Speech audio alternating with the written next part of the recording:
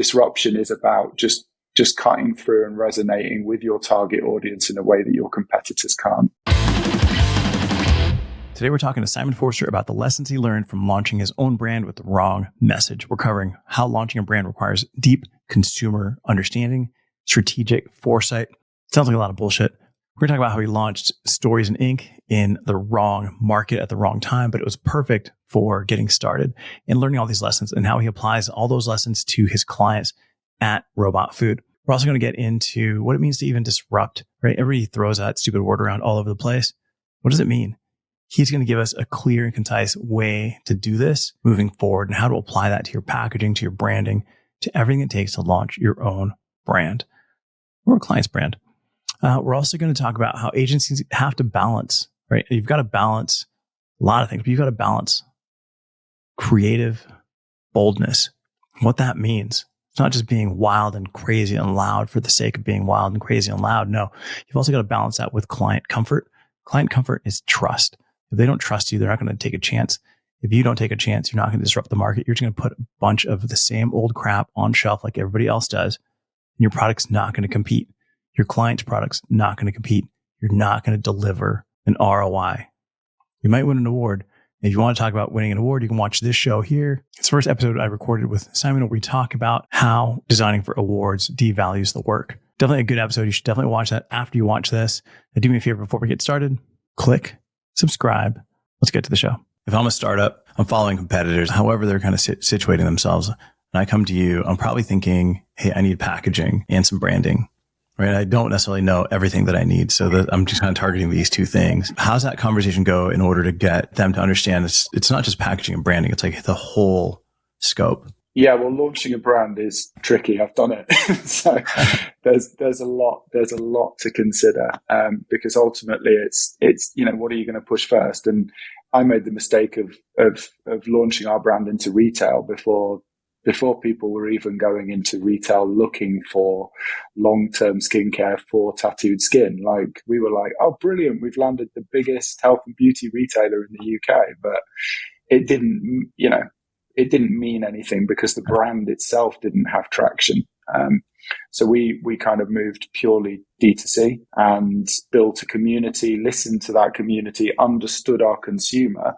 And once you understand your consumer, you know how to kind of replicate and speak to them and target them in a way that feels relevant. And it depends brand to brand. It's different. It's different what your channel strategy is. It's different what your advertising budgets might affect. But ultimately, even if retail packaging is the main focus and the main priority because you've got that amazing listing and people are going to go into that store, you still need to back that up with a lot of activity that is going to support that in people's minds so that people are kind of looking for it. And how do you speak to those consumers? How does it look? So would you say then when you launched Stories and Ink, that was a failure up front to launch in stores and then you had to pivot? It got us going. We got some big orders in, which drove the initial production, but we didn't even know who our customer potentially was. And there certainly wasn't an existing customer base going out looking for it. Right. We launched into this, big high street store called Boots at a time where if you worked in Boots and you had tattoos, you had to cover them. So right. It's kind of, I think that's changed now. And luckily tattoos are becoming a lot more widespread and they're not, there's more acceptance. But yeah, I guess we've learned over time that, our market is more beauty than it is hardcore tattoo.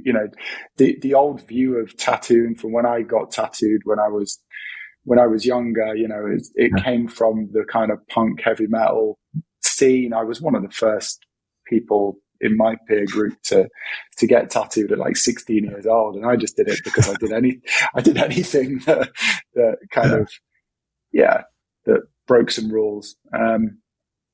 But yeah, now it's a big part of it blends with aesthetics of beauty. And, a lot of our consumers are much younger, female or gender neutral, fluid. It's a very different view to what other brands in the tattoo space think it is. And I think it's really important that brands understand who their consumer is. All right, let's take a quick second to talk about idpdirect.com. Go right to that website, download the design guides, the sustainability guides, the recyclable icon guide, which basically lists out all the different icons. It gives them to you in vectors. You can drop them right into your artwork right now, today, and go right into production. All right, back to the pod. I would say as a client, if I'm coming in and I see, one, you've launched a product. Two, you've gone through like the rough patch of maybe launching in the wrong space and taking those learnings from that there's value in that for me as a brand coming in, right? Because if I come in and it's like, well, okay, well, you've never launched your own product, but you've launched all these other companies, you get a sense of it. But when you actually launch it yourself, you see the financials, you see how difficult it is to spend money, like, and I show you how deep the rabbit hole goes. Again, just like another counter way to do your own branding as an agency is like, all right, we're launching a product. We had these issues. We learn from it. And then those are things that I can benefit from if I'm coming in and using your agency.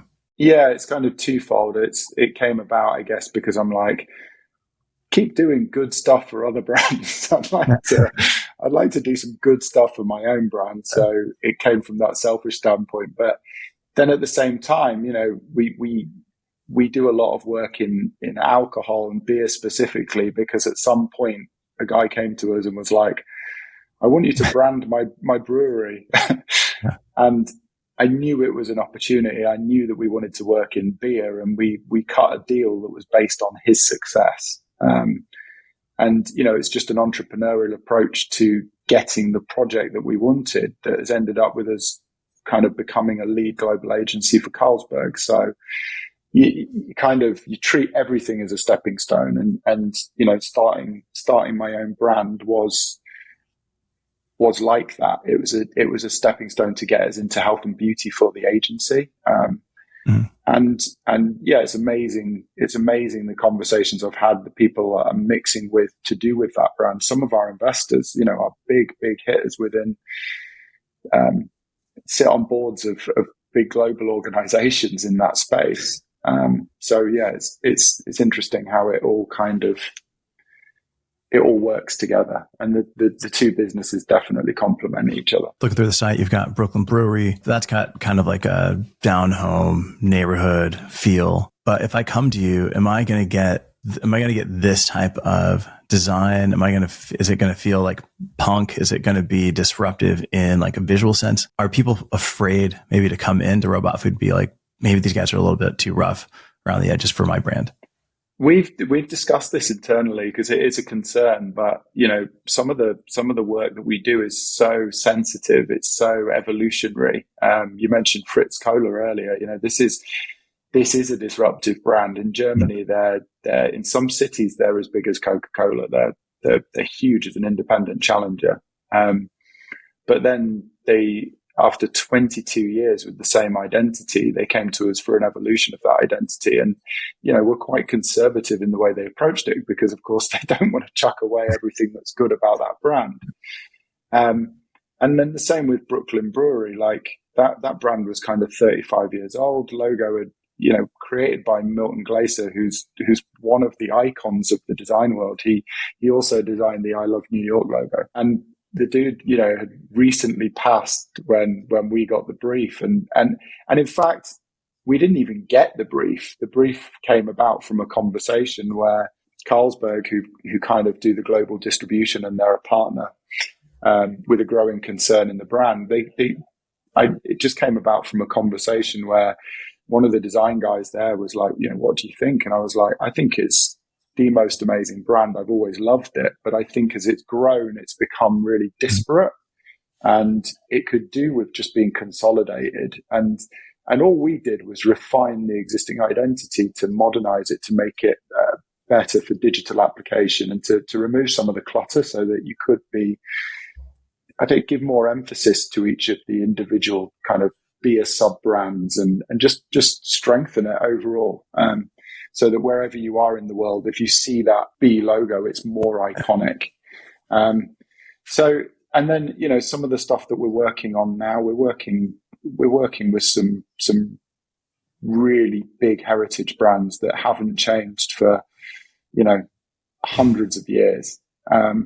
So it's not about smashing stuff up, and it's not about being shouty and brash. Disruption is about just cutting through and resonating with your target audience in a way that your competitors can't. If finding your spec data is a wild goose chase around your office, you've got a data problem. SpecRite is the only cloud-based management specification solution that every brand needs. Because if you don't spec right, you'll spec wrong. One, you talk about Milton Glaser. How's that feel, right? Knowing that this was like who developed it. Like, is there a preciousness to that where you're like, I don't want to break this, or you're like, I'm ready to, break this. You can see what is broken. It was typeset. It was typeset by hand at a time, a long time ago. So there were some improvements that needed to be made for clarity, for standout, and out of respect to Milton, we didn't touch the scripted B in the center to completely keep that heritage to the work that he did that's lasted so well. Ultimately, again, it comes back to we didn't do stuff for our benefit. We did stuff for the benefit of the brand, and we didn't change any more than needed to be changed just to bring it up to date and to help it expand into new markets. Sure. And if you go to the Robot Food websites, robot-food.com, and you see the Brooklyn Brewery, you can kind of see the video of kind of the spacing of the lettering and, like kind of some of the progress. So really what you guys did is, you took it and here's what's missing. Here's what's making it difficult to read. And I guess when you think about it, like when this launched, competition on shelf was so different. Right? Like today, every beer brand is like brighter and louder, and you've got, big type, small type. It's actually one of the more confusing aisles if you kind of think about it. It's like when you look at it, you don't know what you're looking at. You don't know what you're looking for. Yeah, it's weirdly cluttered and quite juvenile as well. It seems odd, but our job was to strengthen the icon without diluting its ability to be playful and have fun and do what the category does by kind of heroing beer styles. I think we kind of touched on being young and rebellious and wanting to smash stuff up, and in order to be truly disruptive, like. To go back to what I said about it's not being shouty and brash, it's about cutting through, but also to be disruptive in a way that is relevant. You need to know the rules, and then you can understand which of the rules you can break in order to create, in this case, better creative. And then earlier you talked about, being disruptive visually from a branding perspective, but then you also talked about being emotionally disruptive. What's emotionally disruptive? Well, we all have brands that we just really love. Why do we love them? What do they? It's often they echo your values. So you champion that brand because it seems to understand you as a consumer. The worst thing a brand can do is try to appeal to everybody, because then invariably they end up appealing to nobody because they're so vanilla in the way they approach everything that they're not going to strongly resonate with anyone. And the most emotional brands are those brands that are a little bit, square on the edges and a little bit, I don't know, just more interesting. And those are the brands that people really get behind and love. You think about the sexy car brands that are unreliable, but people are stuck with them because they're sexy. Like whatever it is, it's always more interesting to have a few quirks. And you can build those quirks into a brand, and especially when it comes to tone of voice. So, as a design agency, as a branding agency, a lot of what we do is beyond the actual design. So it's not just colors and fonts. It's the positioning. It's the tone of voice. It's those interesting copy lines that grab attention, and it all starts with an idea. How important is copywriting as a creative? It's hugely undervalued. It's really, really undervalued by a lot of brands and a lot of creative agencies. We've always put an emphasis on it. But as you're growing a team, because a lot of clients don't hugely value it. It's one of the last things that you can really justify charging good money for, and therefore growing that team internally can be difficult for agencies. But we've always prioritized it, and we've got a really good team that hopefully, you can see from our work that they're on point, and we have fun with it. That's the most important thing. So do your designers that are working on vision, are they also putting input in for copywriting as well? Or do you have just copywriters? Good ideas come from anywhere. Yeah. So we've got a pretty flat structure at Robot Food, and, seniority or title doesn't mean a lot, and even, Jess, our client director, is occasionally found copywriting because she just enjoys it and she happens to be really good at it. And sometimes we'll be like, Jess, help us out with, so yeah, it's cool how it works. And I think because of that, like, we are very creative heavy, whether it be designers, copywriters. We've got a relatively small team for account handling, a relatively small team for production, because we don't do any volume stuff. We concentrate on the creative. But yeah, it creates a good environment, and everybody chips in and gets involved.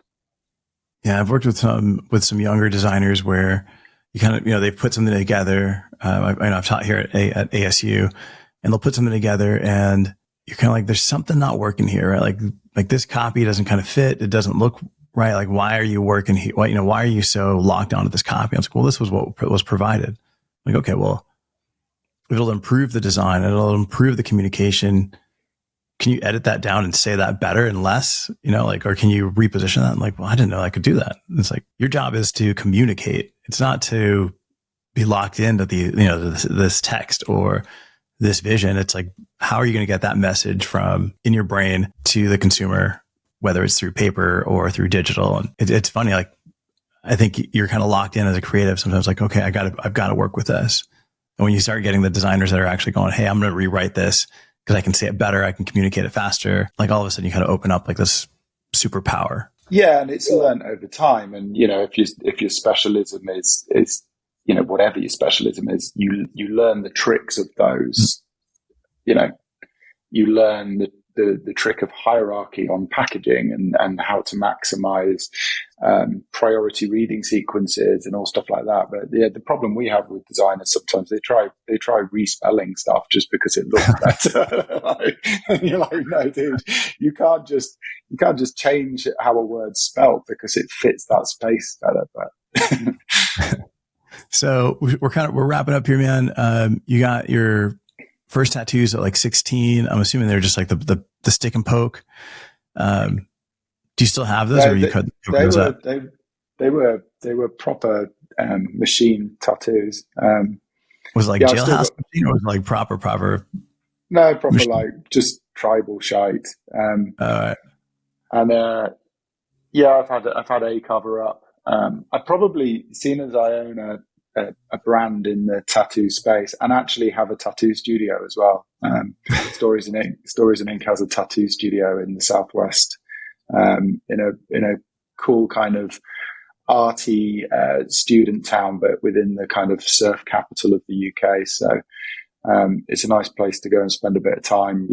I work from down there a bit, and I should probably get some more tattoos that are a little bit better than what I've got. It's hard to find the time, I've got a buddy that's got a tattoo studio, and he's like, yeah, come down anytime. I'm like,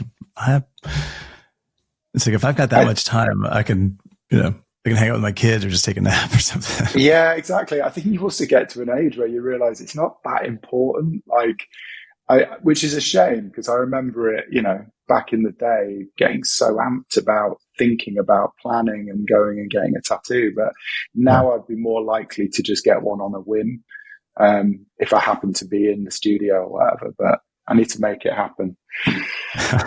You should come to our studio. We'll both get some tattoos. Oh, 100%, 100%. I will be there. But do you tattoo also? No, I did. I did tattoo myself once. I had a How did that friend. go? It went all right actually. It was in white, so you can hardly see it. But it's a Polynesian symbol of dolphins, and apparently it prevents shark attacks. But it's worked so far. All right, just knock on wood. And I remember as a kid, I did. I tattooed my arm, just like the stick and poke, and I put a big old death on there. And like, I don't know, it was probably like high school, so like 8th grade. I don't know, it was like 9th, 10th grade. But I didn't want my family to see, so all of a sudden, all I wore were long sleeve shirts in the summer. It didn't matter. I was just dying, but I couldn't let my parents see. So they never saw it through high school, which was crazy. So what? Years. And when they found out, how did they react? They never found out on that one. I got it covered, so I had like this big old sleeve that goes up here. They saw that. At that point, I was already, I'd already joined the military. I was already out of the house. I joined the military at 17, and then just got it covered and got them everywhere. And at that point, it's like, whatever. But I just remember being so terrified that they were going to see it. My first tattoo, I designed it for the side of my head. And I remember my mum saying, "But what if you regret it when you're older?" And I was like, "Well, I'll just grow my hair." So, yeah, good job. Good job I didn't do a Mike Tyson. Let's just take a minute and listen to how quiet everything can be if it wasn't cluttered with packaging. Check out smartsolve.com if you're interested in learning about packaging that dissolves, paper that dissolves, labels that dissolve in water instantly and are certified flushable. If you're a packaging designer, packaging engineer, and you're looking for the latest and newest material out there, you got to check out smartsolve.com. Give those guys a call. Let them know I sent you. They might give you a high five. Check them out. But awesome, man. So I really appreciate you being on here. You guys have killer work. You can definitely feel the disruptive positioning, this punk ethos coming across your agency and the work that you do without being loud and brash, like you say. I think if you're a startup out there, if you're an existing brand and you want to kind of change it up and not focus on trying to win an award, but actually trying to sell more product, this is a conversation you should have. You should reach out to Robot Food, robot-food.com, and talk to Simon and his team. Is there anything I maybe didn't ask you that you'd like to talk about before we wrap this up? No, I just think it's interesting the bit about, do you ever worry that, people are going to feel that you're a bit too punk or whatever? I think that all brands, we are bombarded with thousands and thousands of brand messages every day. And I think that in most cases, brands should be braver because so many are just afraid of not fitting in. And, what they need to be most afraid of is fitting in and being just like every other brand. Yeah, no, I saw a post recently on LinkedIn where somebody had taken a photo of a shelf in a grocery store, and it was like, "This is awesome." And it was like 2 different soda brands, competing soda companies. It was chips companies, and I think like some candy and something else. So completely different products, all different brands, but they all look the same. And it's like, look how beautiful this looks. It's like, wait, I don't even know what how am I going to make a decision? Like they're all pink and green, and they're all, had type in yellow. And if the grocery store is doing this to your brand, like it's a disservice. It's not like making it beautiful. I've always said like that one of the hardest decisions in life is choosing a chocolate bar when you're hungover. And it's because they all do the same and they all look the same. It's all, you need something that distinguishes a point of difference. Yeah, and that's why, that Tony's Chocolonely is done so well, as it's so different. It's matte. Yeah, but it also poses a question. It's kind of, they've lifted the lid on the whole supply chain and they're actually fighting for something, and then they visually they've deliberately stood out, and they're brave, and and that's why you and I can talk passionately about them, because we love what they're doing. Yeah, no, 100%. Last question here. You talked about having this emotional connection to brands that you love for whatever reason. I know for me, like, I don't know, as stupid as it is, I love Hellman's mayonnaise, like the blue lid, the yellow label. I remember that as a kid. Like my mom would get that. I remember opening it and seeing like the little swoosh at the top of the mayonnaise, and like even still, I buy it and I just kind of think of my mom. What's a brand that you love?